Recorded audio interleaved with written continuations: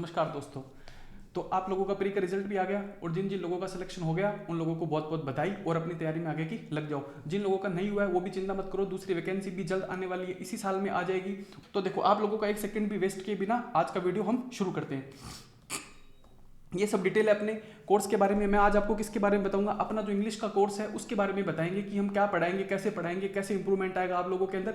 ये सब चीज़ें आपको बताई जाएगी। इसमें आपको क्या एडवांटेज होगा, अपना कंटेंट क्या है, कैसे अपने को प्रोसीड करना है, फीस स्ट्रक्चर क्या है, एडमिशन प्रोसीजर क्या है, सब। और ये थोड़ी सी डिटेल मेरे बारे में आप लोग पढ़ लेना, ठीक है।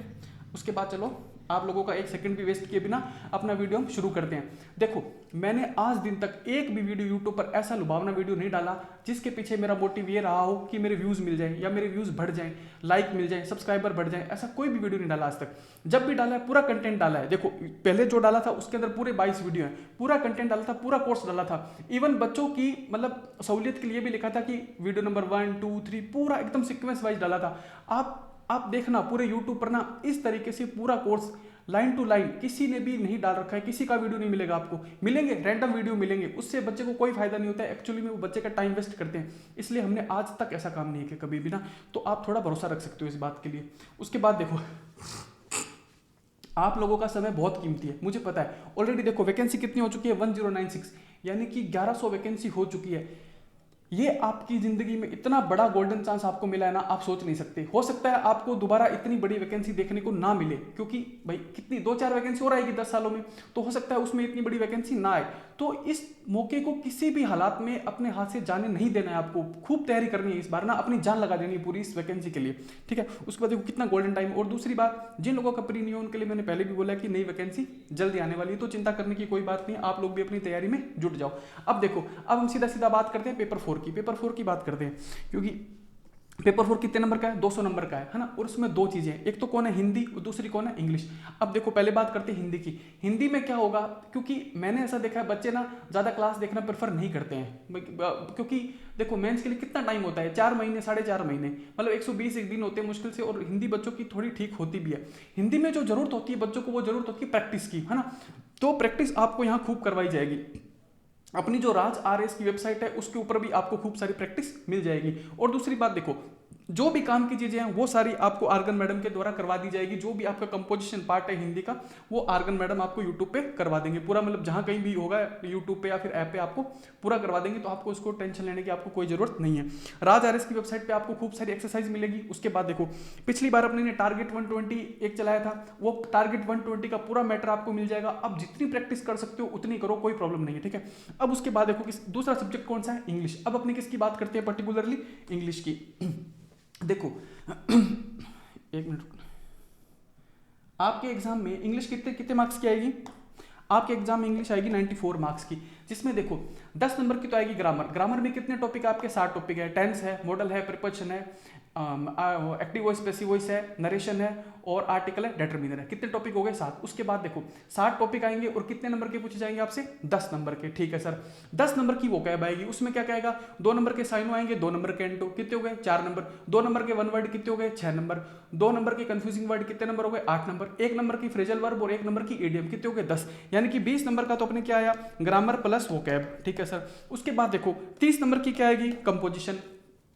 30 नंबर की क्या आएगी, कंपोजिशन। कंपोजिशन में क्या क्या आएगा आपका, 10 नंबर का पैराग्राफ, 10 नंबर का एलिब्रेशन और 10 नंबर का लेटर। 30 नंबर के हो गए। और 30 नंबर की अपनी क्या आएगी, कॉम्प्रिहेंशन पार्ट। उसमें क्या आएगा, 10 नंबर का पैसेज, 10 नंबर की प्रेसी और 10 नंबर का ट्रांसलेशन। यानी कि देखो 20, 30 और 30 कितने हो गए, 80 नंबर हो गए। उसके बाद देखो मैं आपको बताता हूँ 10 नंबर और भी आएंगे। कहाँ, 10 नंबर का हमें मिलेगा इंग्लिश टू हिंदी करना। कहाँ, हिंदी वाले पोर्शन के अंदर क्या मिलेगा आपको, इंग्लिश टू हिंदी करना, वो भी 10 नंबर का आएगा, वो भी इंग्लिश का ही पार्ट है। तो कितने हो गए, 90 मार्क्स हो गए। अब देखो 4 से 5 नंबर की आपकी क्या आएगी, परिभाषिक शब्दावली भी आएगी। तो देखो टोटल नंबर कितने हो गए, 94 टू 95, है ना।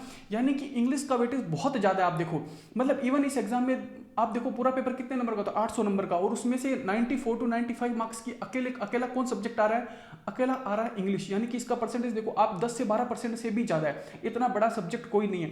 दूसरी बात आपको बताऊं कि इसमें मार्क्स लाना उतना ही आसान है, बहुत बहुत ईजी है। मतलब आप थोड़ी सी मेहनत करोगे ना, आप आसानी से नंबर ले भी आओगे। इसमें 94 मार्क्स में से आप ज्यादा नंबर नहीं कटने दोगे। आपको सही गाइडेंस में थोड़ी सी मेहनत करने की जरूरत है बस। उसके बाद देखो इसका वेटेज जितना है फिर आपको एक बात बताता हूँ, देखो कि इसको, इस सब्जेक्ट को पढ़ना भी इसकी डिमांड के अकॉर्डिंग ही पड़ेगा। आपको जो इसकी डिमांड है वही पढ़ना पड़ेगा। आप मतलब whether you are an English medium student और Hindi medium student, it doesn't matter.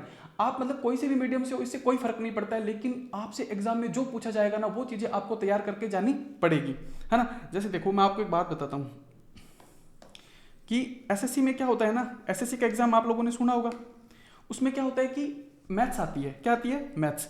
अब देखो कुछ बच्चे क्या है ना, उसमें बीटेक किए हुए भी बैठते हैं, आईआईटीएन भी बैठते हैं, एनआईटी के बच्चे भी बैठते हैं। वो तो ऐसे सोचते हैं कि हमें तो बहुत मैथ्स आती है, इंटीग्रेशन आता है, डिफरेंशिएशन आता है, और पता नहीं मतलब किस लेवल की मैथ्स उनको आती होगी।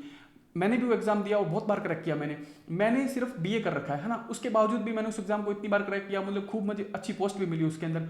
क्योंकि देखो उसकी डिमांड क्या है, वो आपसे एग्जाम में मैथ के नाम पे क्या पूछेगा, profit loss, percentage, time and distance, pipe and system, ऐसे टॉपिक पूछेगा। अब आपको चाहे कितना भी इंटीग्रेशन डिफरेंशिएशन आता है, आप बीटेक कर रखी है, एमएससी कर रखी है, पीएचडी कर रखी है, उसको कोई मतलब नहीं है। वो तो ऐसे बोलता है मैं ये गिनती के 17 टॉपिक है, यहाँ से क्वेश्चन पूछूंगा, ये तैयार कराओ, आपको नौकरी मिल जाएगी। सीधी सी बात इतनी है उसकी ना, इसलिए बहुत नॉलेज की आपको कोई जरूरत नहीं है। वैसा ही इस यहाँ इंग्लिश के अंदर है, उसकी डिमांड ही ऐसी है। उसकी डिमांड क्या है, आपको छोटे छोटे सेंटेंस में एरर ढूंढनी है, थोड़ी आपको वोकैब पता होनी चाहिए, थोड़ा सा आपको कंपोजिशन करना आना चाहिए, थोड़ा आपका कॉम्प्रिहेंशन पार्ट अच्छा होना चाहिए, तो वो आपको नंबर देगा। उस डिमांड के अकॉर्डिंग आपको कितनी भी नॉलेज हो, चाहे आपने कितने भी नॉवल पढ़ रखे हो, आपने एमए कर रखी हो, लिटरेचर में कर रखा हो, उससे कोई फर्क नहीं पड़ेगा इसमें ज्यादा। तो जो इसकी डिमांड है उसी को ही फुलफिल करना है अपने को, ठीक है। उसके बाद देखो कि इस बार का जो कोर्स है ना, उसमें आपको बताता हूँ, वैसे मैंने कभी भी ट्रेडिशनल वे में पढ़ाया नहीं है, जैसे पुराने जैसे टीचर इंग्लिश पढ़ाते हैं, मैंने कभी नहीं पढ़ाया। मैंने हमेशा आपको टू द पॉइंट पढ़ाया, काम की चीज पढ़ाई। मतलब किसी भी टॉपिक में से, जैसे मैंने आपको टेंस भी पढ़ाया, तो मैं उस पूरे टेंस को मैंने ना उसको समेटा पूरे को अपने आप में। मैंने उसमें से काम की, मान लो अगर 25 चीज है, 25 है, तो मैंने वही निकाल के आपको दी कि ये देखो बेटा, ये 25 चीजें काम की है जिनसे एग्जाम में बार बार क्वेश्चन पूछा जाता है। ना कि मैंने उस टेंस को इतना बिखेर दिया कि वो 20 दिन टेंस ही खत्म नहीं हो रहा है, मैंने ऐसा कभी नहीं किया। आपको जो काम की चीज थी, जो टू द पॉइंट था ना, हिट द बुल साई किया था मैंने, हर टॉपिक के ऊपर। यूट्यूब पे भी मेरे वीडियो पड़े, आप देखना। इवन मैं आपको बताऊं, मैंने हर टॉपिक को 5-10 मिनट में रिवाइज करना भी आप लोगों को सिखाया था। मतलब उस ग्रामर को पूरे को समेट के रखा मैंने। उसके बाद देखो, ये जो मैंने आपको बताया था कि मैंने बिल्कुल भी कभी ट्रेडिशनल वे में नहीं पढ़ाया, और इस बार का कोर्स तो मैंने इस तरीके से डिजाइन किया है कि देखो मैं पक्का कह रहा हूँ आपको, आरएस के, ये मैं ऐसा नहीं है कि मैं मेरी खुद की प्रशंसा कर रहा हूँ, बट आरएस के फील्ड में ना ऐसा मैंने फर्स्ट टाइम किया है। मतलब किसी ने नहीं किया ऐसा। क्योंकि देखो बाकी जो टीचर्स हैं, और टीचर को डर भी लगता है कि यार आप अगर कंपोजिशन पार्ट से, कॉम्प्रिहेंशन पार्ट से शुरू करोगे तो बच्चा भागने का भी डर रहता है ना, तो वो डर भी लगता है। लेकिन मुझे उसकी कोई चिंता नहीं है कि कोई बात नहीं समझ में आएगा, एक दिन नहीं आएगा, 2 दिन नहीं आएगा, तीसरे दिन आपको समझ में आएगा ही आएगा, ठीक है। तो एकदम मैंने कोर्स को एक अलग ही रूप में डिजाइन किया है। उसके बाद देखो, सबसे पहले मैंने क्या लिखा है, स्टार्ट फ्रॉम पैसेज एंड प्रेसी, यानी कि इस बार जो अपना कोर्स है हम उसको शुरू करेंगे पैसेज और प्रेसी से, कि इस बार ग्रामर से शुरू नहीं करेंगे। वरना मोस्टली क्या होता है, ग्रामर से बैच को शुरू करते हैं और ग्रामर पे ही खत्म कर देते हैं। या फिर क्या करते हैं, मान लो सारी क्लासें तो ग्रामर की लगा देते हैं, लास्ट में 1-2 क्लास में क्या करते हैं कि वो कॉम्प्रिहेंशन और कंपोजिशन पार्ट सिखा के उसको खत्म कर देते हैं। बल्कि ग्रामर तो 10 नंबर की आती है, बाकी सारा सब कुछ पढ़ा है। तो इस बार मैंने उसको पूरा चेंज किया है। सबसे पहले हम क्या करेंगे, पैसेज पढ़ेंगे, प्रेसी पढ़ेंगे, उनकी खूब सारी क्या करेंगे, प्रैक्टिस करेंगे, है ना।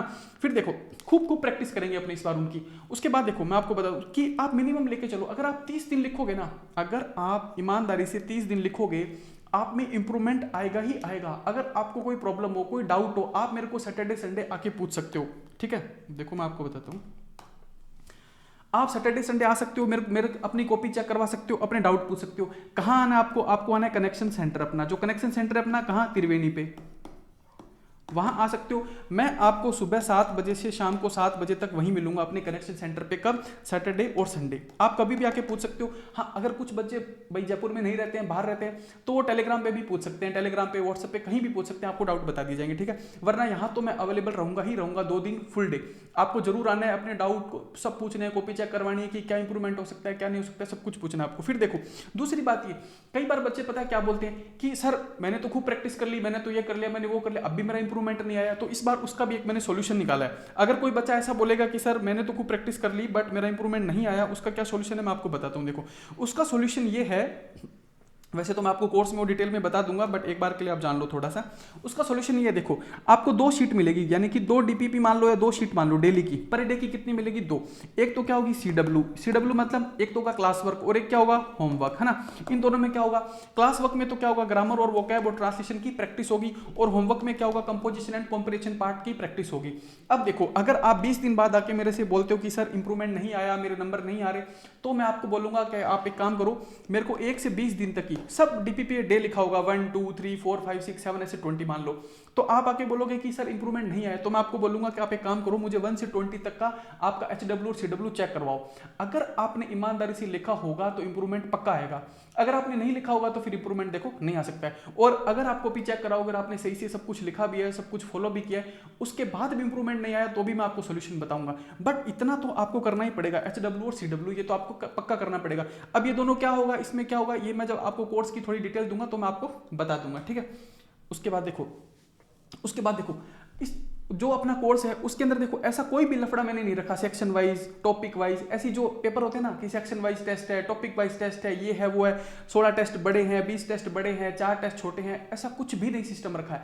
मतलब आपका डेली कितने नंबर का टेस्ट होगा, 60 नंबर का। डेली कितने नंबर का टेस्ट होगा, 60 नंबर का। कैसे देखो, 30 नंबर का तो होगा आपका CW, ठीक है सर, और 30 नंबर का होगा आपका HW डेली।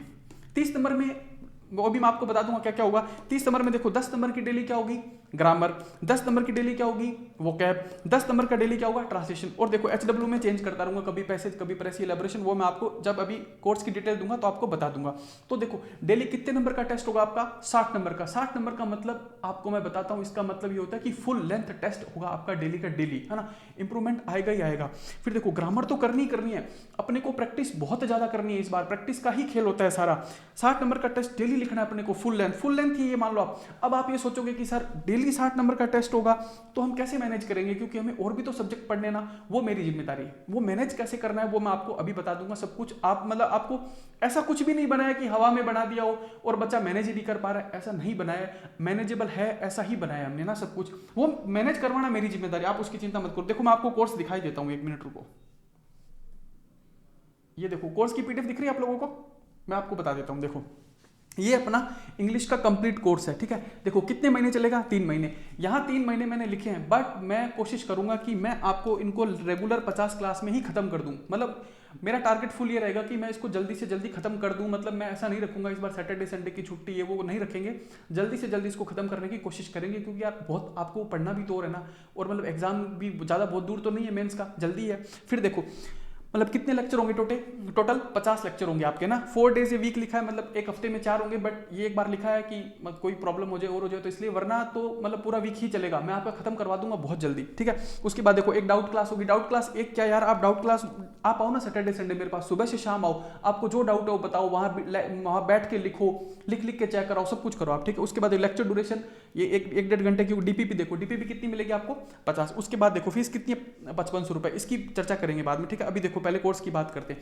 इंग्लिश का कोर्स है, 50 लेक्चर है, 12 डाउट सेशन है, और HW CW की डीपीपी है। अब देखो इसमें होगा क्या वो मैं आपको बताता हूँ। देखो सबसे पहले तो इसमें डेट नहीं लिखी है। डेट इसलिए नहीं लिखी है क्योंकि यार वो एग्जैक्ट डेट मैं अभी आपको नहीं बता सकता। वैसे तो वो चलेगा रिपामैक्स के साथ साथ अपना, बट फिर भी मैं पूरी कोशिश करूंगा कि मैं पहले और बहुत जल्दी उसको खत्म कर दूंगा आपको, ठीक, उसको सिलेबस को पूरा, ठीक है। अब देखो CW में क्या होगा ना, जो डीपीपी मिलेगी CW की उसमें क्या होगा, ये CW लिखा है और ये लिखा है HW, ठीक है।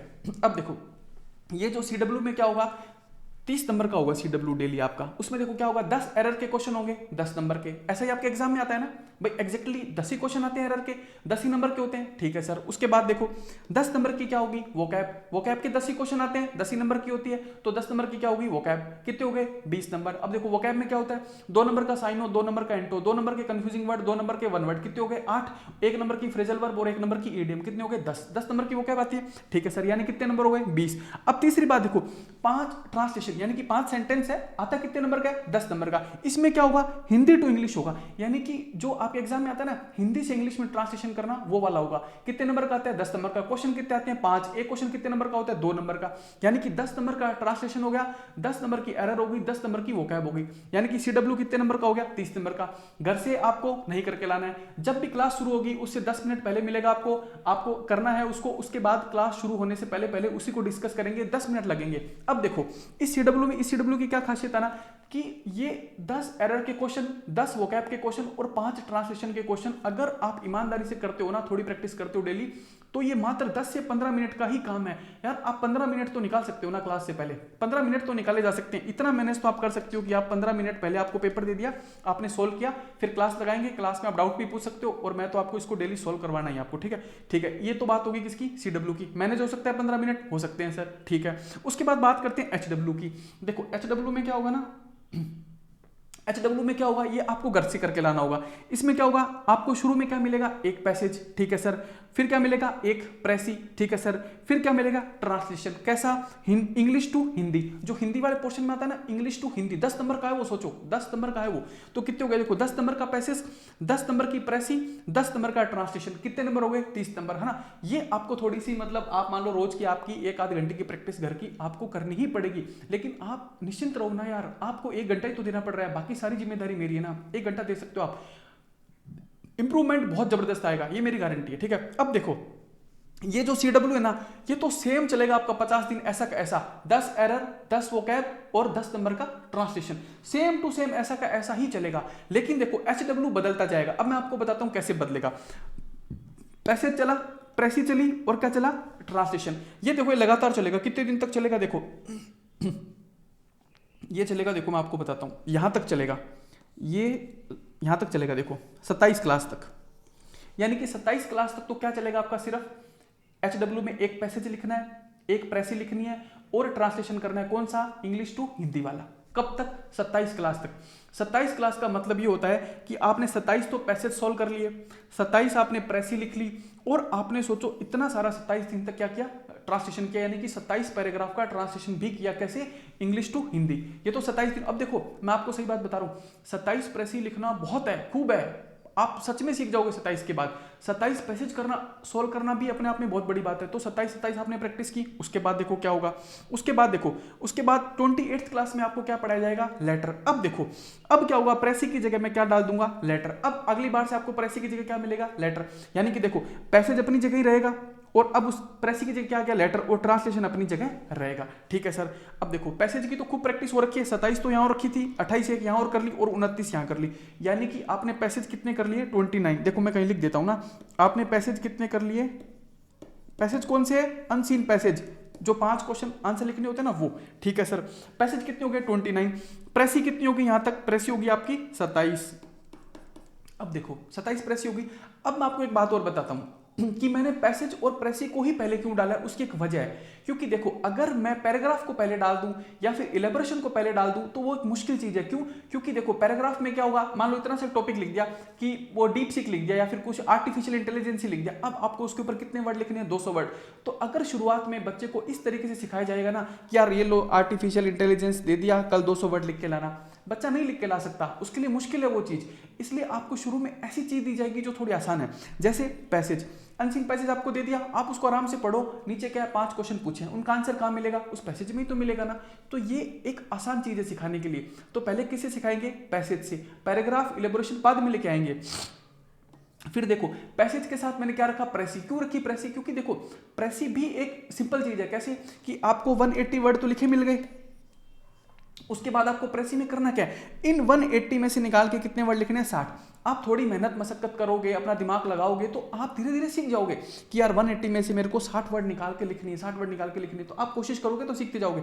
लेकिन सोचो अगर पहले ही दिन मैं आपको इलेबोरेशन दे दूं लिखने के लिए, नहीं लिख पाएगा बच्चा। इलेबोरेशन में क्या होता है, एक छोटी सी आपको कोई प्रोवर्ब दे दी जाती है और बोला जाता है कि इसके ऊपर लिखो, है ना, तो नहीं लिख पाओगे ना आप, 200-150 वर्ड एक बार में नहीं लिख पाओगे। लेकिन सोचो आपने 27 दिन तक क्या किया, आपने 27 दिन तक 27 पैसेज पढ़े, उनके आंसर निकाले।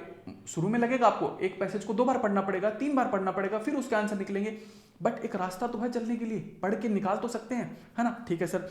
तो आपने 27 तो पैसेज पढ़े और आपने 27 प्रेसी लिखी, ऑटोमेटिकली आपकी इंग्लिश ऑटोमेटिकली सही होनी शुरू हो जाएगी, आपकी मसल माइंड मेमोरी उसके साथ मतलब बननी शुरू हो जाएगी, आपके वो माइंड में बैठनी शुरू हो जाएगी। फिर धीरे धीरे आपको थोड़ी सी मुश्किल चीज दी जाएगी, क्या, फिर आपको धीरे से क्या डाला जाएगा, 29वें दिन आपके लिए क्या डाला जाएगा, सॉरी यहाँ 30वें दिन क्या डालेंगे हम आपके लिए, पैराग्राफ या फिर लेटर, ठीक है। अब देखो कितने पैसेज हो गए थे, 29, ठीक है सर। प्रेसी कितनी लिख ली हमने, 27, ठीक है सर। हो गई, खूब प्रैक्टिस हो गई इनकी, किसकी, पैसेज की और प्रेसी की, ठीक है सर। उसके बाद आगे चलते हैं, देखो फिर यहां से शुरू होगा लेटर 28 से। ये लेटर डाल दिया ना, देखो ये पूरा पीडीएफ मैं आपको दे दूंगा, ये लेटर शुरू होगा। देखो लेटर कितना चलेगा, खूब, 1 letter, 2 letter, 3 letter, 4 letter, 5 letter. अब देखो लेटर चलता जाएगा ना, लेटर लेटर लेटर लेटर, देखो लास्ट तक चल रहा है लेटर, देखो, है ना। यानी कि कितने लेटर हो गए, देखो 50 क्लास तक कम से कम आप 25 लेटर लिख लिया आपने, ठीक है। देखो कितने पैसे सोल्व किए थे, 29। प्रेसी कितनी लिखी आपने, 27। लेटर कितनी लिखे आपने, 25। ठीक है सर, इतने लेटर लिखे। अब देखो और बताता हूँ आपको अभी तो। अब देखो लेटर यहाँ शुरू हुआ था, ले देखो पैसेज। अब देखो जैसी लेटर की क्लास कंप्लीट हुई, अब क्या शुरू करेंगे क्लास के अंदर? पैराग्राफ। अब क्या शुरू हो जाएगा? पैराग्राफ आपका। वो तीन ही है, वो बदलते जाएंगे बस। Paragraph paragraph. अब देखो पैराग्राफ चलता जाएगा पैराग्राफ, है ना। देखो आपने कितने पैराग्राफ लिख लिए? ऑलमोस्ट 25 पैराग्राफ आपने लिख दिए, लेटर लिख दिए। फिर देखो जैसी पैराग्राफ की क्लास खत्म हुई, अब क्या शुरू हो जाएगा आपके? वो कहाँ गए, 1 मिनट रुकना। अब देखो जैसे ही पैराग्राफ की क्लास खत्म हुई, अब क्या शुरू हो गया? इलेबोरेशन, है ना। ये देखो इलेबोरेशन शुरू हो गया। अब देखो मैंने क्या डाल दिया यहाँ? इलेबोरेशन। यानी कि देखो शुरुआत में 3 टॉपिक थे, कौन कौन से? अब मैं आपको अच्छे से बताता हूँ। शुरुआत में 3 टॉपिक डाले थे एचडब्ल्यू में, कौन कौन से?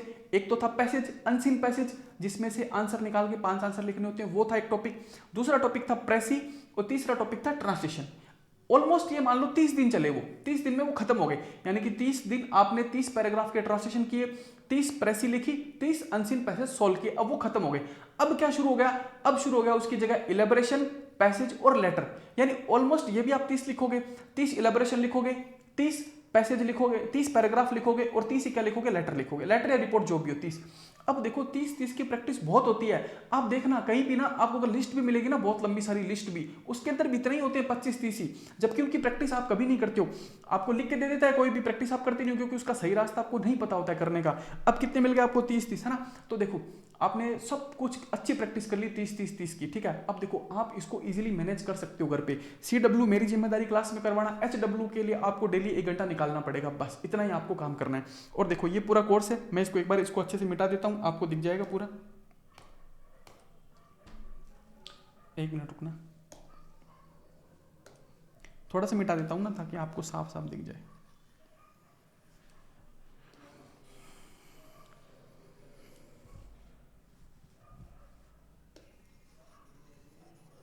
समझ तो गए ना आप लोग बात? देखो यार ये बहुत अच्छा डिजाइन किया मैंने, बहुत आप मानो।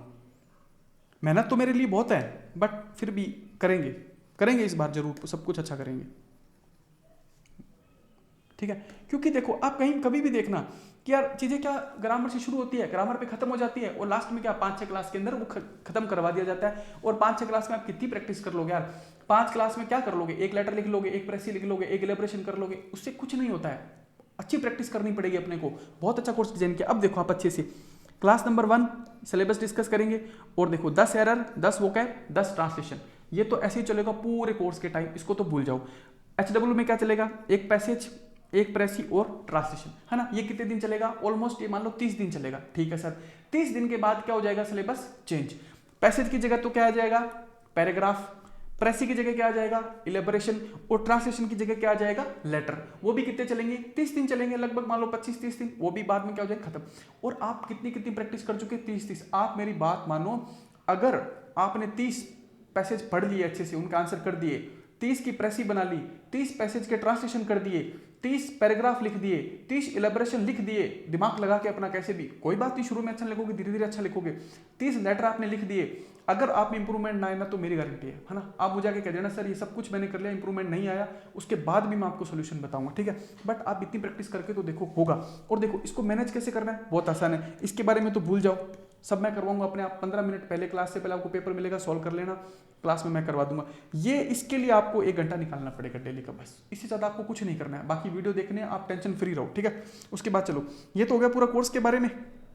उसके बाद वापस अपना चलते हैं कहाँ? वहीं PPT पे, ठीक है। 50 क्लासें खत्म हो जाएगा। देखो लास्ट कहाँ पे खत्म किया? प्रीपोजिशन पे, है ना। मतलब कितना, देखो अब आपको बताता हूँ कितना अच्छा कोर्स डिजाइन किया है।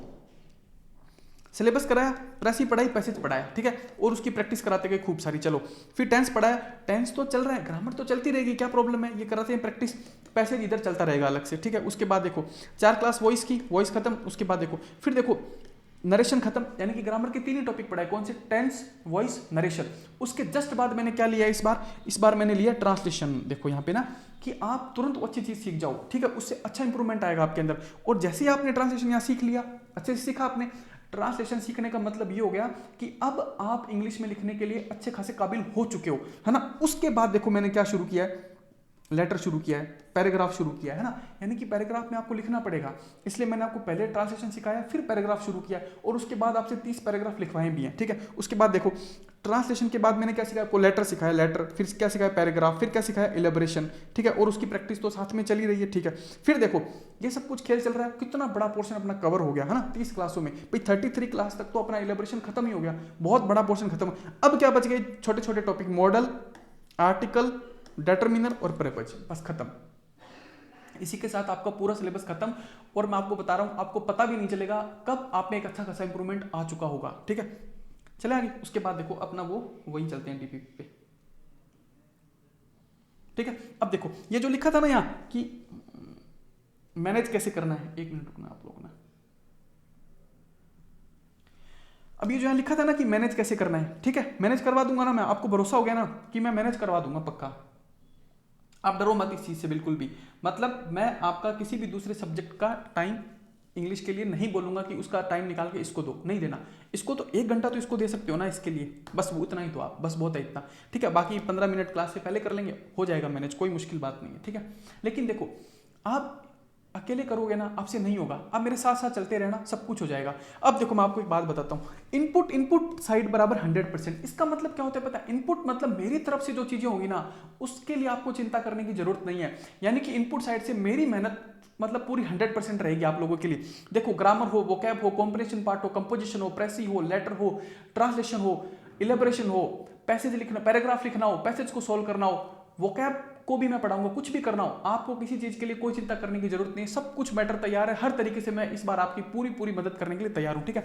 आपको इनपुट साइड की तरफ से टेंशन लेने की जरूरत नहीं है, आप तो बस आउटपुट की सोचो कि आप मुझे वापस क्या दे सकते हो ना, आप कितना सीख सकते हो, वापस मुझे उसका आउटपुट कितना दोगे, इनपुट की तरफ से आप चिंता ही मत करो, ठीक है। चलते हैं आगे, उसके बाद देखो इंग्लिश मैंने आपको बता दिया कितने नंबर की, 94-95 नंबर की इंग्लिश है, ठीक है। और मैं आपको क्या कह रहा हूं, इसकी पूरी जिम्मेदारी मेरी है, आप मेरे पे छोड़ दो, बस आप भूल जाओ, उसके बाद मैं जो बोलूं ना वो करते रहो। सिर्फ क्या करना है आपको, 1 घंटा घर पे HW करना है, ठीक है सर, CW 15 मिनट करना है, ठीक है सर, और आपको क्या करना है, नोट्स पढ़ने, क्लास लेनी है, ठीक है, बस इतना सा काम करना है आपको, इसके अलावा कुछ नहीं करना है। उसके बाद देखो मैं आपको एक बात बताता हूँ कि मैंने ना, मैं आपको सच कह रहा हूँ, मैंने इस RPSC में जो इंग्लिश के जो क्वेश्चन पूछे जाते हैं ना उसका बहुत डीप एनालिसिस किया है, बहुत डीप एनालिसिस किया है कि किस टॉपिक में RPSC क्या पूछती है, कैसे क्वेश्चन पूछती है। मैं आपको बताऊं 2023 में जो एग्जाम हुआ था ना उसमें सब ने कहा था कि ग्रामर बहुत टफ थी, ये था वो था, बट मैंने मतलब जिस दिन पेपर RPSC ने साइट पे अपलोड किया था ना, मैंने उसी शाम उसका सॉल्यूशन डाला था और मैंने एक एक क्वेश्चन बताया था कि देखो ये मैंने यहाँ पढ़ाया था, ये मैंने यहाँ पढ़ाया था, ये मैंने यहाँ बताया था। हाँ, बहुत इंपॉर्टेंट चीजें कई बार अपनी आंखों के सामने से आके चली जाती है, हम ध्यान नहीं देते हैं, वो एक बात हो रहा है, बट मैंने मेरी तरफ से आपको सब कुछ करवाया था। और वो भी मैंने कहाँ कराया था, यूट्यूब के ऊपर जो फ्री क्लास है ना, मैं उसकी बात कर रहा हूँ, उसके अंदर वो सब कुछ था, मतलब सिर्फ 22 क्लासें ली थी मैंने और उसके अंदर वो सब कुछ था जो RPSC ने पूछा था ग्रामर के अंदर, और मैंने उस वीडियो में सब कुछ बताया था, एक एक चीज की देखो यहाँ बताई थी, ये बताई थी, ठीक है। तो बहुत डीप एनालिसिस किया मैंने कि क्या पूछती है, कैसे पूछती है, टेंस में पूछेगी तो क्या पूछेगी RPSC ना, क्या निकाल के लाऊं मैं बच्चों के लिए टेंस में से कि वही उसमें से क्वेश्चन हिट हो उसका, वरना टॉपिक बहुत बड़े हैं यार। मॉडल के अंदर आप देखना, मैं आपको अभी भी कह रहा हूँ, मॉडल में आपको सिर्फ पूरा मॉडल पढ़ाने के बाद 2 घंटे 3 घंटे बाद मैं उसको 5 मिनट में रिवाइज करवा दूंगा, और आप कभी नहीं भूलोगे। आप जब कभी मॉडल भूलोगे ना, आपको वापस रिवाइज करने में 5 ही मिनट लगेंगे, यही तो असली खेल होता है बस। उसके बाद देखो फास्ट रिवीजन कैसे करना है ये मैं आपको सिखाऊंगा। वैसे मैं आपको बताऊं, मैं सारा जो मेरा कोर्स होता है ना, मैं उसको चलाता ही फास्ट रिवीजन पर हूं। मुझे जब तक ऐसे लगे ना कि फास्ट रिवीजन कर सकता है बच्चा तो ही वो काम की चीज है, वरना किसी काम की चीज नहीं है। वरना आप ग्रामर की चाहे 10 किताबें पढ़ जाओ, नंबर नहीं आएंगे, है ना। अगर आप देखो, अगर आप चीजों को रिवाइज ही नहीं कर पाए टाइम पे तो नंबर नहीं आएंगे।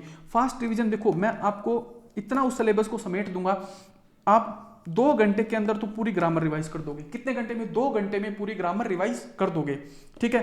3 घंटे में आप पूरी वोकैब रिवाइज कर दोगे, 3 घंटे के अंदर पूरी वोकैब रिवाइज कर दोगे आप, पूरी इतना पढ़ा दूंगा आपको सही से, ठीक है। और 2 घंटे में आप क्या कर दोगे, पूरा कंपोजिशन और कॉम्प्रिहेंशन पार्ट रिवाइज कर दोगे, है ना। तो टाइम कितना लगेगा? देखो ये 7 घंटे है ना। ये तो मैं आपको मेरी तरफ से बता रहा हूं, लेकिन आप 2-4 बार रिवीजन करोगे ना इतना फास्ट तो ये धीरे धीरे करते 3-4 घंटे में भी आ जाएगा, मुश्किल नहीं है। फास्ट रिवीजन करना मतलब ये बहुत जरूरी चीज है, और ये बहुत मतलब जल्दी भी हो जाएगा, और इसमें धीरे धीरे आपका टाइम कम होता जाएगा। आपको कभी भी किसी भी सब्जेक्ट में, किसी भी एग्जाम के लिए अपनी तैयारी को देखना हो ना, जांचना परखना हो कि मैं अभी कहां हूं, तो आप ये सोच लेना कि इस सब्जेक्ट को मैं कितने कम समय में रिवाइज कर सकता हूं, वही आपकी तैयारी है बस असली।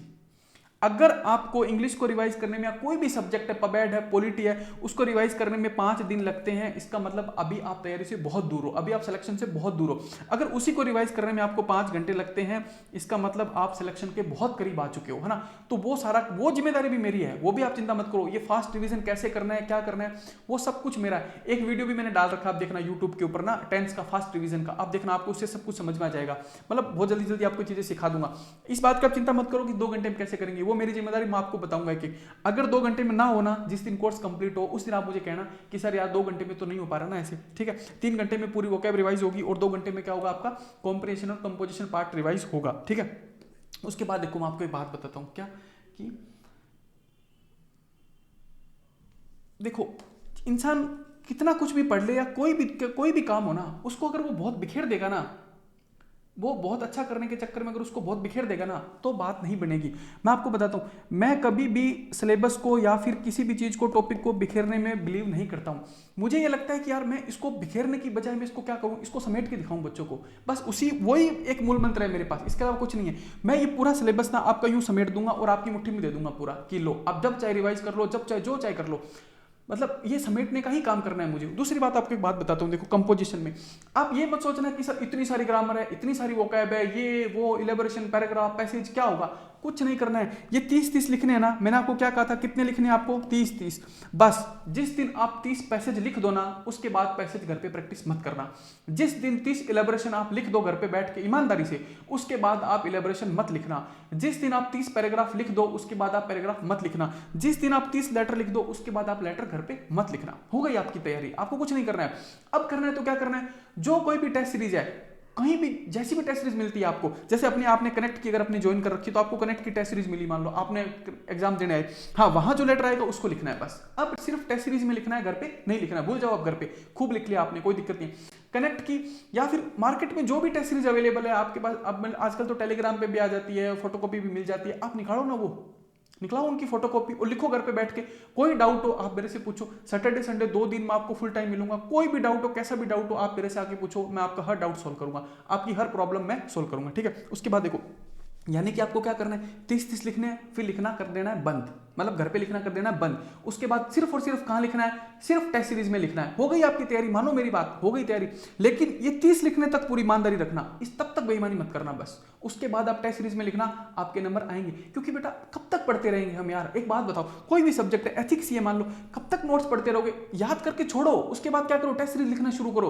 पबैड है, याद करके छोड़ो एक बार, उसके बाद क्या करो, टेस्ट सीरीज लिखना शुरू करो। वहां जो प्रॉब्लम आए ना टेस्ट सीरीज में, उनको सॉल्व करना सीखो कि यार ये क्वेश्चन ऐसे आया, इसको ऐसे लिखता है, ऐसे करता है, ये हटाता है, ये जोड़ता, उसमें दिमाग लगाओ।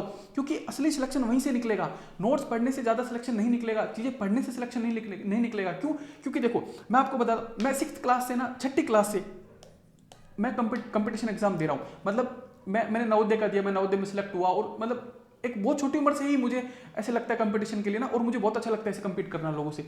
तो देखो क्या बता रहा था मैं, टेस्ट सीरीज, कि देखो हम जो पढ़ते हैं ना, वो सब काम है क्या पता आपको, वो सब काम हम दिमाग में डाल रहे हैं। क्या कर रहे हैं, जैसे आपने एथिक्स पढ़नी शुरू की, पबैड पढ़नी शुरू की, पॉलिटी पढ़नी शुरू की, इकोनॉमिक्स पढ़नी शुरू की, 6 छोटे सब्जेक्ट पढ़ने शुरू किए, आपने क्या किया, दिमाग में डाला ही डाला। लेकिन एग्जाम आप सोचो ना किसका खेल है, एग्जाम दिमाग में से निकालने का खेल है सारा। वहां पे आपको इस दिमाग में जो डाला हुआ है ना, उसको निकालना है।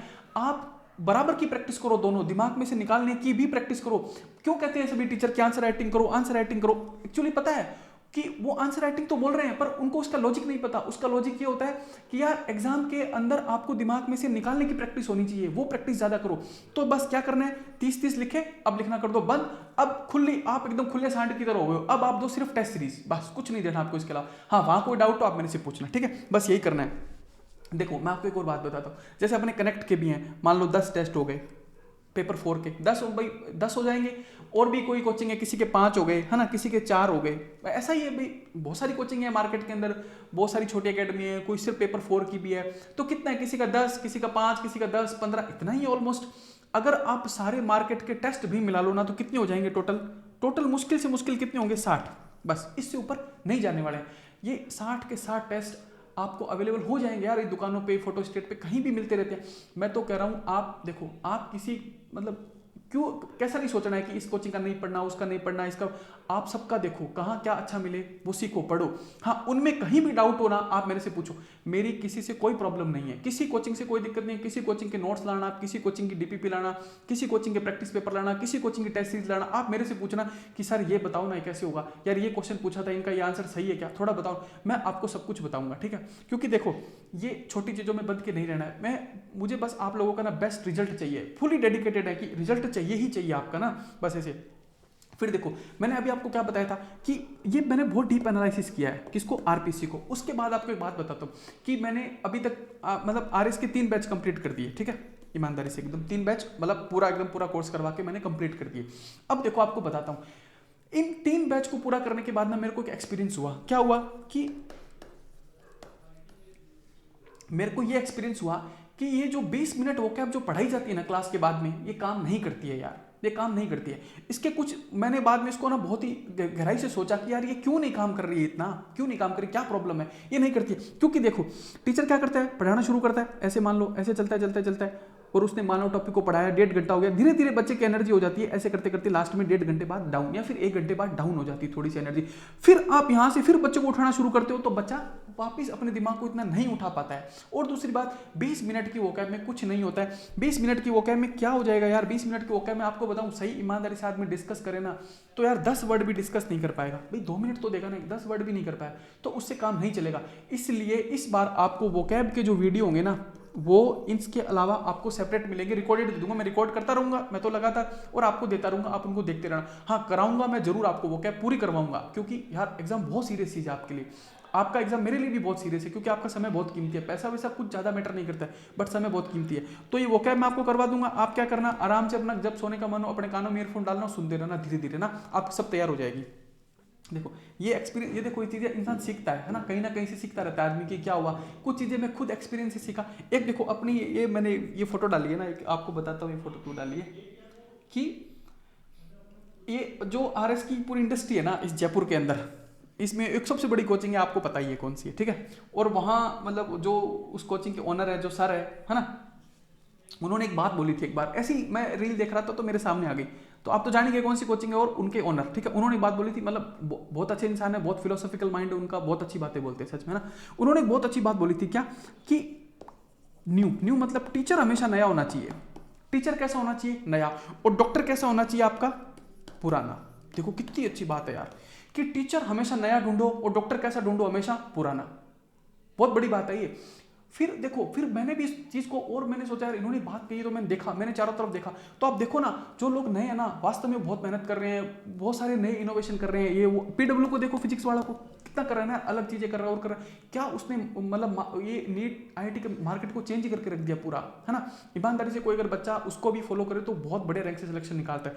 तो देखो उन सर की बात में बहुत गहराई थी, है ना। फिर भी क्या पता मैं ज्यादा ना समझ पाया हूँ, बट मुझे तो वो बात बिल्कुल सही लगी कि टीचर हमेशा नया देखो और डॉक्टर हमेशा कैसा देखो, पुराना, ठीक है। चलते हैं उसके बाद, तो वोकैब की बात मैंने आपको बता दी कि वोकैब देखो 20 मिनट में नहीं होने वाली है। वोकैब के लिए आपको सेपरेट वीडियो मिलेंगे, ठीक है, सेपरेट वीडियो आपको मिलेंगे। देखो यहां भी लिखा था मैंने इसीलिए इस बात को,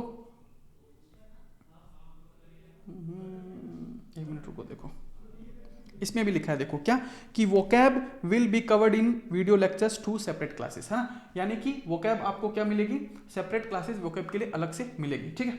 उसके बाद देखो, फिर देखो मैं आपको एक बात बताता हूँ कि अभी आप लोगों का प्री हुआ है ना, सबका ऐसे मान लो जिनका भी हुआ है, देखो ये एक बहुत ही गोल्डन चांस है आप लोगों के लिए। इसको किसी भी हाल में गंवाना नहीं है, अपने को किसी भी हाल में नहीं जाने देना है, अपने को इसको हर हाल में इसको पार करना ही करना है, क्योंकि अगली बार भी देंगे तो क्या होगा, सेम ही सिचुएशन पे आके खड़े हो जाएंगे वापस ना। तो देखो आप ना थोड़ी अपनी स्ट्रेटेजी को सही करो, उसको आप ना एग्जाम की ऑब्जेक्टिविटी पर फोकस करो कि एग्जामिनर कहां ऐसी जगह है जहां नंबर नहीं काट सकता है ना।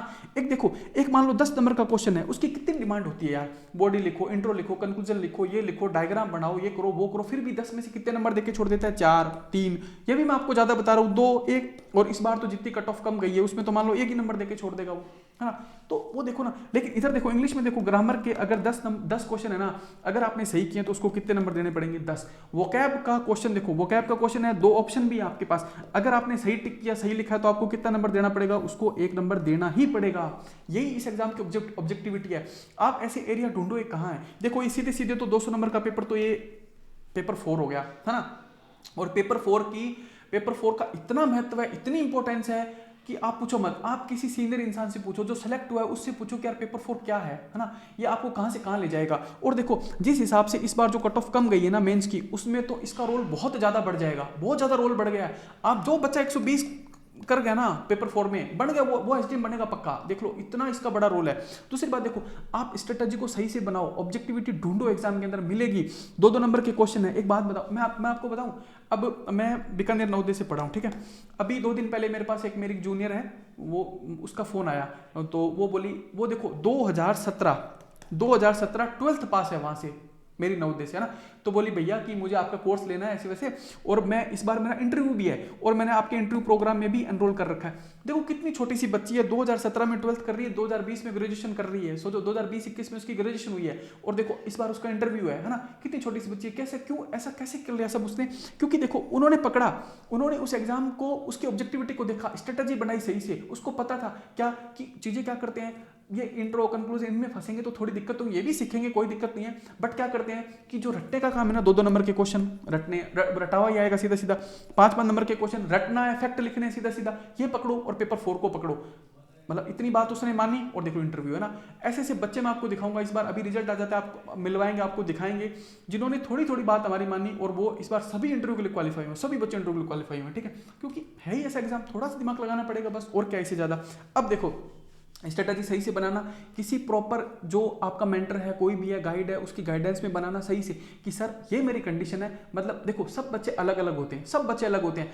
आप ये किसके कितने व्यू आ रहे हैं, क्या हो रहा है, इनके पीछे मत भागो, वो सब चीजें अलग है, सब बच्चे अलग होते हैं। कोई बच्चा रटने में अच्छा है, कोई बच्चा समझने में अच्छा है, किसी बच्चे की एनालिटिकल पावर अच्छी है, सबका अपना अपना है। थोड़ा सा गाइड के पास बैठो, अपने मेंटर के पास बैठो, उसको बताओ कि मैं रटने में अच्छा हूं सर, बट मेरे से ज़्यादा समझ के नहीं लिखा जाता, मेरे से एनालिटिकल आंसर ज़्यादा नहीं लिखे जाते, तो मुझे इस एग्जाम को कैसे तैयार करना चाहिए, क्या देखना चाहिए, निकलेगा सिलेक्शन, सबका निकलता है। सब बच्चे अलग होते हैं, हर इंसान अपने आप में यूनिक है, ठीक है ना। हर इंसान में कोई ना कोई क्वालिटी है, कोई रट सकता है, कोई समझ सकता है, कोई कुछ भी कर सकता है ना। तो सबका अपना अलग अलग है, उसी के अकॉर्डिंग स्ट्रेटेजी बनाओ। अब देखो फीस की बात करते हैं। अपने कोर्स की कितनी फीस है? 5500 रुपए।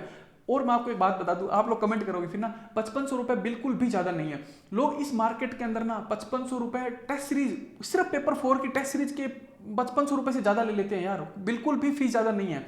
वो कितनी भी रख दो, लगनी तो बच्चे को तो ज्यादा ही लगती है एक बार के लिए, बट ज्यादा नहीं है। आप सोचो इस बात को, सिर्फ पेपर 4 की टेस्ट सीरीज के भी इससे ज्यादा रुपए ले लेते हैं लोग यार।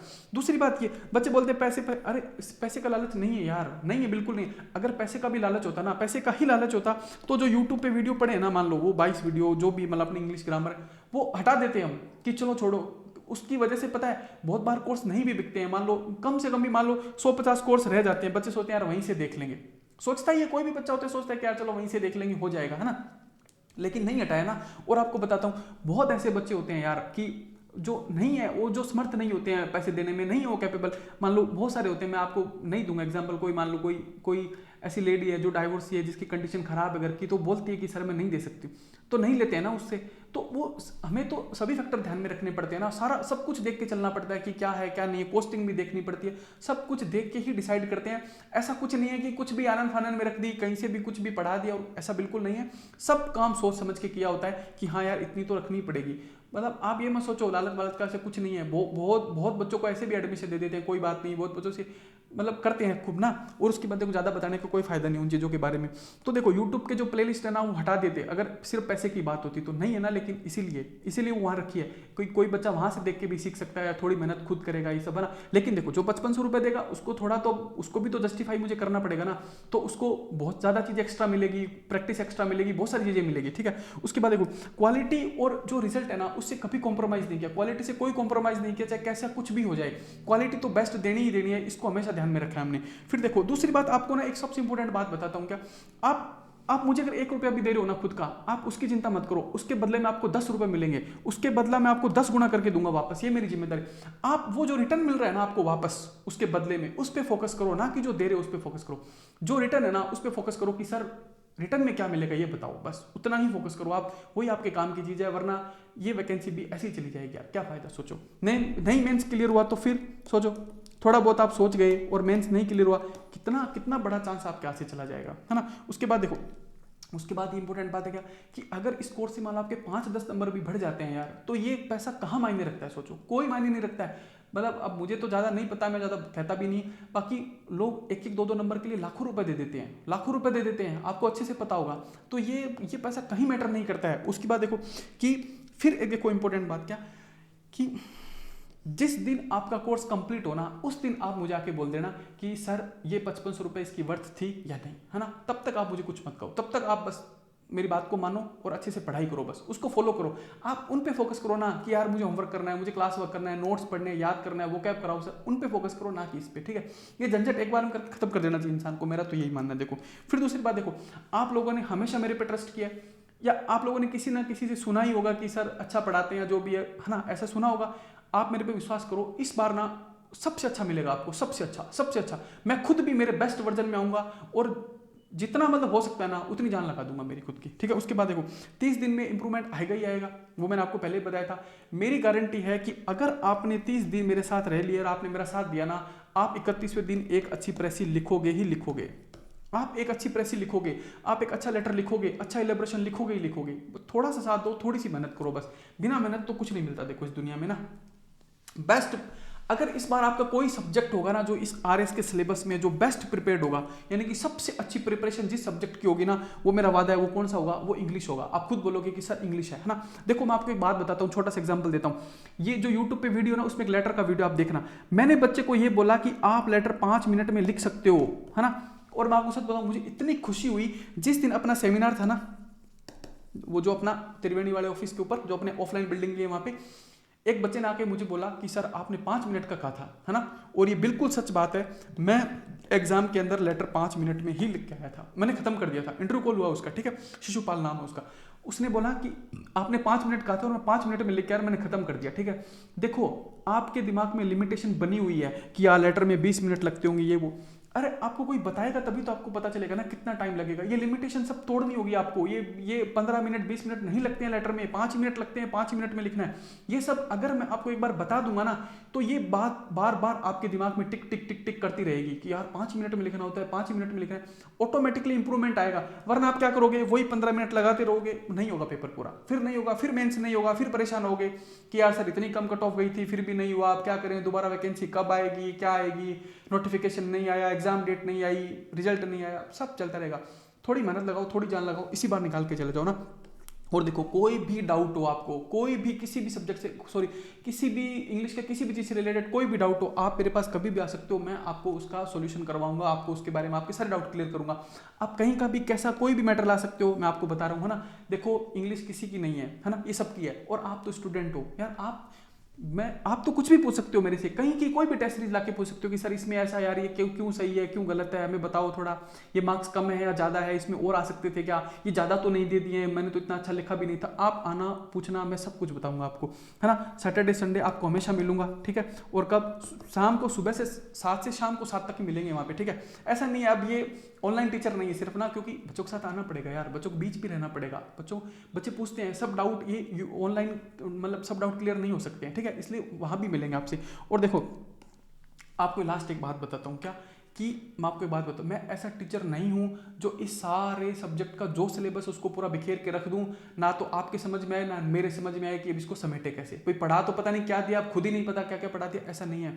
मैं आपको बिल्कुल टू द पॉइंट पढ़ाऊंगा और उस सारे सिलेबस को ना लास्ट में मैं आपको समेट कर आपकी मुट्ठी में दूंगा, ये पक्की बात है मेरी, ठीक है। इस बात का पक्का वादा है आपसे।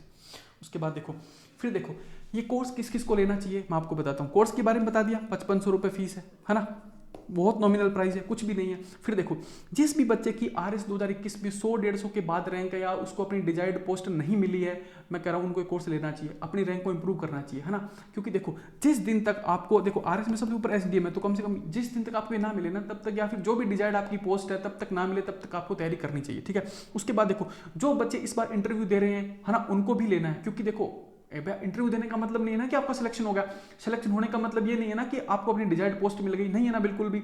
तो आपको ये लेना है, ठीक है। फिर देखो और जिन बच्चों ने प्री क्वालिफाई किया उनको तो जरूर लेना चाहिए। उसके बाद देखो इंग्लिश मीडियम स्टूडेंट के बारे में बताता हूँ। इंग्लिश मीडियम के स्टूडेंट क्या सोचते हैं कि यार सर हमें तो इंग्लिश आती है, ये वो, ऐसा ईगो पे बिल्कुल नहीं लेना है इसको, इस सब्जेक्ट को ईगो पे नहीं लेना है कि मैं इंग्लिश मीडियम का स्टूडेंट हूँ मुझे तो आती नहीं। आपको एग्जाम की डिमांड के अकॉर्डिंग नहीं आती है, मानो मेरी बात, आपको उसको प्रॉपर उस वे में सीखना पड़ेगा जिस वे में एग्जाम आपसे पूछता है, ठीक है। तो उस आपको भी एक कोर्स लेना चाहिए इंग्लिश मीडियम को, तब भी लेना चाहिए आपको, ठीक है। और देखो बच्चे खूब पढ़ाई करते हैं यार, मुझे पता है, लेकिन लैक ऑफ गाइडेंस यानी कि गाइडेंस की कमी की वजह से पीछे रह जाते हैं, तो वो इंग्लिश में तो मैं आपको नहीं होने दूंगा। उसके बाद देखो फिर देखो कुछ बातें ये भी कि यार बच्चा बहुत पढ़ाई करता है पर फिर भी पता है वो कहाँ पिछड़ जाता है। मैं आपको एक बात बताता हूँ, इस मार्केट के अंदर ना अपडेट कंटेंट ही नहीं है यार। 2013 से पहले जो एग्जाम का पैटर्न था ना, fill in the blank format में जो क्वेश्चन पूछे जाते थे आरएस के अंदर, अब देखो जो बहुत ही इंग्लिश की जो फेमस बुक है ना आरएस के लिए, सब जो बहुत फेमस है, इतनी मोटी सी वो बुक है, आप सबके पास होगी, उसमें देखो वो 2013 का पैटर्न आज भी फॉलो कर रही है यार। 2025 चल रहा है, उसके अंदर आज भी जो टॉपिक उन्होंने लिखा है टेंस मॉडल, उसके पीछे की एक्सरसाइज देखो, सारी एक्सरसाइज कैसे दे रखी है आपको, ये fill in the blank format में दे रखी है यार। वो आरपीसी ने पूछना ही बंद कर दिया, आप 2013 से लेकर 2025 आ गया, उसको अपडेट नहीं करते हो। फिर कट ऑफ जाती है कितनी, 262, फिर बच्चे वो बोलते हैं यार कट ऑफ इतनी कम गई। अरे आप थोड़ा सा पढ़ो, इस ये दुनिया को मत पढ़ने दो, कट ऑफ कम जा रही है ना, आप ज्यादा नंबर लाओ और अपना एग्जाम निकाल के चले जाओ, है ना। लोग ऐसे घूमते रहेंगे कि ये वो ऐसे करते रहेंगे, क्यों? क्योंकि देखो है ही नहीं कंटेंट। वो देखो ना, मैं आपको बुक की बता रहा हूँ, सारे क्वेश्चन देखना fill in the blank format में, अब वो फॉर्मेट ही बंद हो गया, नहीं है। क्यों? हम 1% भी हमारी तैयारी में कमी क्यों रखें? जब हमें इस फॉर्मेट में क्वेश्चन पूछा ही नहीं जाता है, तो हम इस फॉर्मेट में क्वेश्चन को क्यों तैयार करके जाएं? हमें जिस फॉर्मेट में क्वेश्चन पूछा जाता है उसी फॉर्मेट में तैयार करके जाएंगे। क्योंकि देखो कई बार क्या होता है, इंसान नॉलेज से नहीं, लेकिन उसके दिमाग में कुछ ट्रिक, कुछ टैक्टिक्स बन जाती है क्वेश्चन को करने की, उनसे भी क्वेश्चन को हिट कर जाता है। अगर देखो आप सही फॉर्मेट में तैयारी करके गए और आपके 5 क्वेश्चन भी सही हो गए, अगर आप निकल गए ना 5 नंबर आगे, और 5 नंबर की इंपॉर्टेंस बहुत ज्यादा है, बहुत ज्यादा। अभी आपको बताऊंगा, देखना, ठीक है। फिर देखो आपको एक बात बताता हूं उसमें, कि वो 5 नंबर वाली बात आपको बताता हूं। देखो 1234 रैंक, कितनी रैंक? 1234, कुछ नहीं मिलेगा 2021 में, ठीक है। 20 नंबर बढ़ती रैंक कितनी आ गई? 551। 20 नंबर बढ़ती रैंक कितनी होगी? 551। क्या मिलेगा? कुछ ना कुछ मिल जाएगा, ठीक है। अब देखो उसके बाद 20 नंबर बढ़ती रैंक कहां पहुंच गया, आप देखो, है ना। 20 नंबर बढ़ती रैंक कहां पहुंच गई? सीधी 352 पे, अच्छा मिलेगा, ठीक ठाक मिलेगा। उसमें 20 नंबर बढ़ती रैंक कहां पहुंच गई? देखो 199 पे ना, देखो 143 रैंक्स विद इन 20 मार्क्स।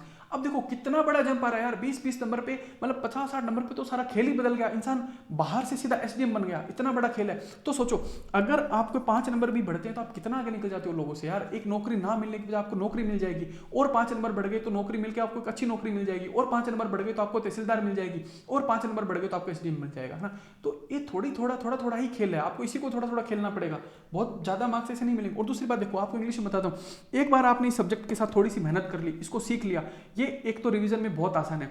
दूसरी बात, ये एक ऐसा सब्जेक्ट नहीं है जैसे कि बाकी ह्यूमैनिटीज के सब्जेक्ट है, एथिक्स है, सोशियोलॉजी है, पबेड है, पॉलिटी है, इकोनॉमिक्स है, कि आपको मोटा पोथा तैयार करके रखना पड़ेगा और उसको रिवाइज करना पड़ेगा। नहीं, ये एक ऐसा सब्जेक्ट है धीरे धीरे आपके माइंड में फिट होता जाएगा, आपको कुछ नहीं करना पड़ेगा। एक टाइम बाद ना ये ऑटोमेटिकली आपसे बाहर निकलना शुरू हो जाएगा, लिखने में आना शुरू हो जाएगा। यानी कि शुरू में मेहनत लगेगी, बाद में लेकिन जो प्रोग्रेस है ना वो बहुत ही एक्सपोनेंशियल है, मतलब इंप्रूवमेंट बहुत खतरनाक आएगा। इसको जितना टाइम दोगे ना ये आपको 10 गुना लौटाएगा उसका वापस। ये एक ऐसा सब्जेक्ट है, ठीक है। तो थोड़ी मेहनत करो यार इसके ऊपर, ये सब आपको बता दिया। उसके बाद आगे चलते हैं, देखो बस हो गया, इतना ही था, वो तो ज़्यादा कुछ नहीं है ना। उसके बाद देखो मैं आपको एक बात बताता हूँ, ये आप एक मतलब अपना बड़ा भाई मान के, चाहे मेरी एक रिक्वेस्ट मान लो, ठीक है ना। क्या कि मैं ये नहीं बोल रहा आपको क्या वीडियो को लाइक करो, ये करो, वो करो, नहीं। आप एक काम करना, आप कमेंट जरूर करना, आपका जो भी सजेशन है कि सर ये ऐसा ना करके ऐसा कर दो, ये कर दो, वो कर दो, ये आप सजेशन कमेंट जरूर करना, मतलब आप कमेंट जरूर करना, कुछ भी करना, अच्छा है बुरा है कुछ भी आप है, आपको जो लगे ना वो मुझे बताना जरूर, क्योंकि आप नहीं बताओगे तो मुझे पता भी तो नहीं चलेगा ना। कमेंट जरूर करना आप लोग। दूसरी बात देखो, कोर्स कब से स्टार्ट होगा? कोर्स अब जैसे अपना रिपा मैक्स शुरू होगा उसी दिन से कोर्स अपना स्टार्ट हो जाएगा। फिर देखो ऑनलाइन होगा या ऑफलाइन होगा, मैं आपको बताता हूं। कोर्स वैसे तो ऑनलाइन ही है, लेकिन अगर 50 बच्चे ये बोल देंगे कि सर हम ऑफलाइन पढ़ना चाहते हैं, तो मैं इस कोर्स को ऑफलाइन भी शुरू कर दूंगा। मतलब देखो कोर्स तो ऑनलाइन ही है, बट अगर 50 बच्चों ने बोल दिया तो अपने पास अब तो बिल्डिंग सब कुछ है अपने। अगर 50 बच्चे हो गए तो हम क्या करेंगे, कोर्स को ऑफलाइन भी स्टार्ट कर देंगे। ऑफलाइन में थोड़ा फायदा तो ज्यादा होता ही है, देखो क्योंकि टीचर सामने होता है ना। तो अगर 50 बच्चों के बोलते कैसे स्टार्ट कर देंगे, ऑफलाइन में भी स्टार्ट कर देंगे। इसीलिए इसकी फीस भी हमने 5500 रुपए रखी है। किस लिए? ऑफलाइन ऑनलाइन दोनों मोड में, क्योंकि 50 बच्चे होने पर ही करेंगे। वो जो ऑफलाइन वाला है ना, वो अलग से आपको फायदा दिया जा रहा है, मतलब एक ठीक है चलो बच्चे तैयार हैं, बच्चे रेडी है तो पढ़ा देते हैं।